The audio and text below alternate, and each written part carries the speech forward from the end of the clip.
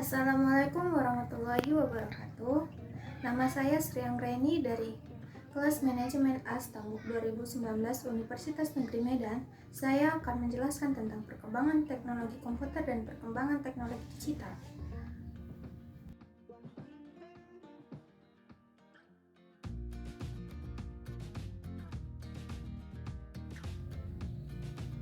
Perkembangan teknologi komputer. Komputer merupakan seperangkat alat elektronik yang digunakan untuk mengolah data dan menyimpan data baik berupa teks, visual, ataupun audio, serta membantu pekerjaan manusia agar menjadi lebih mudah. Dari masa ke masa, komputer mengalami perubahan yang cukup pesat, mulai dari ukuran, bentuk, dan kegunaannya untuk semakin mempermudah pekerjaan manusia.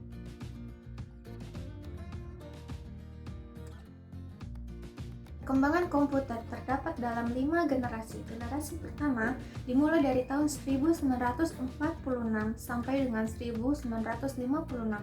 Komputer pada generasi pertama menggunakan banyak ribuan vakum untuk memproses dan menyimpan data, sehingga ukurannya menjadi sangat besar dan mahal.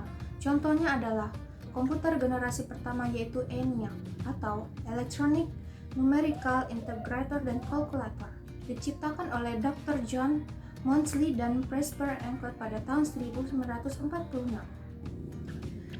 Ciri-ciri pada komputer generasi pertama. 1. Menggunakan tabung tape atau tabung TAPS sebagai sirkuitnya. 2. Ukuran fisik komputer besar sehingga memerlukan ruang yang lebih luas serta daya listrik yang besar. 3. Memiliki media penyimpanan luar berupa magnetic tape atau magnetic drum. 4. Hanya dapat dikendalikan oleh bahasa mesin. Ciri-ciri komputer pada generasi kedua. 1. Sudah menggunakan transistor untuk sirkuitnya. 2. Transistor dikembangkan di Bell Laboratories tahun 1947. Lebih kecil, cepat, dan dapat diandalkan dan hemat energi dibandingkan komputer generasi pertama. Komputer generasi kedua dimulai pada tahun 1959 sampai 1964. Komputer pada generasi kedua ini merupakan transistor dan dioda untuk menggantikan tabung tape, menjadikan ukuran komputer menjadi lebih kecil dan murah. Kemunculan Fortran dan COBOL menandakan permulaan bahasa tingkat tinggi. Kemunculan DSC-DPD 8 ialah mini komputer pertama yang diciptakan pada tahun 1964 untuk memproses data-data perniagaan. Komputer lainnya dalam generasi ini adalah IBM 7090 dan IBM 7094.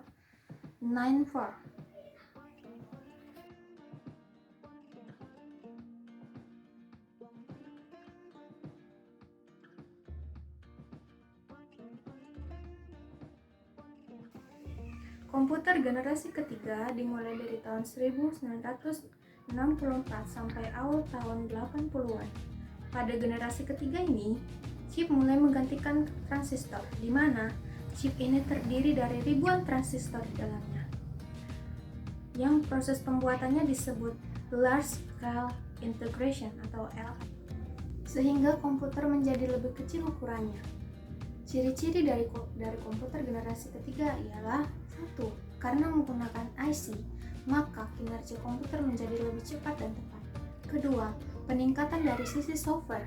Ketiga, kapasitas memori menjadi lebih besar dan dapat menyimpan ribuan karakter. Komputer generasi 4. Pada komputer generasi 4 ini sudah berkembang teknologi ultra large scale integration, sehingga teknologi ini mendorong turunnya harga dan ukuran komputer. Pertengahan tahun 1970-an, para perakit komputer mulai menawarkan produk mereka kepada masyarakat umum. Pada generasi ini, komputer sudah menggunakan piranti lunak atau super, seperti word processing dan speedsheet. Ciri-ciri pada komputer generasi 4 adalah 1. Mulai dikembangkan komputer mikro yang menggunakan prosesor dan generasi progress microprocessor yang dikembangkan oleh Intel. 2. Pada generasi ini, hampir sebagian besar konsep GUI atau Graphical User Interface seperti sistem operasi Microsoft Windows buatan Microsoft Core. Ialah komputer yang kita gunakan masa sekarang dan masa depan. Pada komputer ini sudah mempunyai memori yang amat besar, sehingga mampu menyelesaikan lebih banyak masalah yang lebih kompleks. Pada komputer ini sudah ada CPU yang mampu berfungsi seperti otak manusia. Komputer impian ini juga mempunyai kepandaian yaitu mengenali keadaan sekeliling melalui penglihatan dan dapat mengambil keputusan tanpa pengawasan manusia. Sifat luar biasa ini dinamakan sebagai Artificial Intelligence. Pada komputer generasi 5 ini sudah dilengkapi dengan teknologi AI, yaitu Siri dan iPad ini yang dapat merespon dan mengenali suara hanya dengan melakukan perintah suara, sehingga mobil yang bisa dikendarai dapat bergerak sendiri.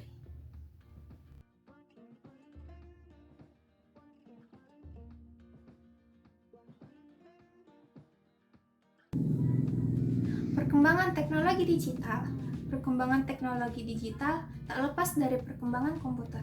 Pengolahan data adalah manipulasi dari data ke dalam bentuk yang lebih berguna dan lebih berarti berupa informasi dengan menggunakan suatu alat elektronik, yaitu komputer. Komputer yang kita gunakan sekarang ini tidak serta-merta muncul begitu saja, melainkan melalui berbagai banyak proses yang panjang dalam evolusi. Ponsel. Martin Cooper merupakan penemu dari benda elektronik ini.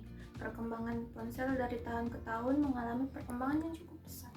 Mulai dari hanya dapat bertukar pesan dan mengirim pesan, sekarang fungsinya menjadi lebih banyak.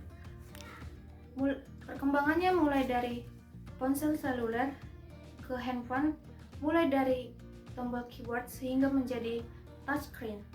Perkembangannya mengalami perkembangan yang cukup besar. Dalam bidang bisnis, sekarang smartphone sudah dilengkapi oleh NFC. Aplikasi NFC ini merupakan singkatan dari Near Field Communication. Manfaat dari aplikasi NFC ini ialah mempermudahkan kita dalam bertransaksi suatu barang, sehingga kita tak perlu repot dalam mengeluarkan uang kertas. Selain itu, di NFC ini kita dapat mengecek jumlah saldo kita. Sayangnya, tidak semua ponsel dilengkapi oleh aplikasi NFC ini. Situs jejaring sosial. Awal mula situs jejaring sosial ini muncul pada tahun 1997 dengan beberapa situs yang lahir berbasis kepercayaan.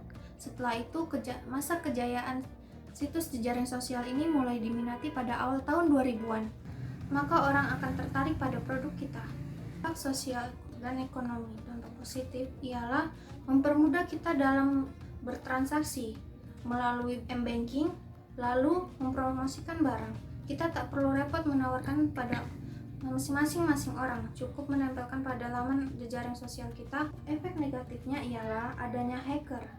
Hacker ini dapat meretas data kita karena keamanan pada data kita kurang.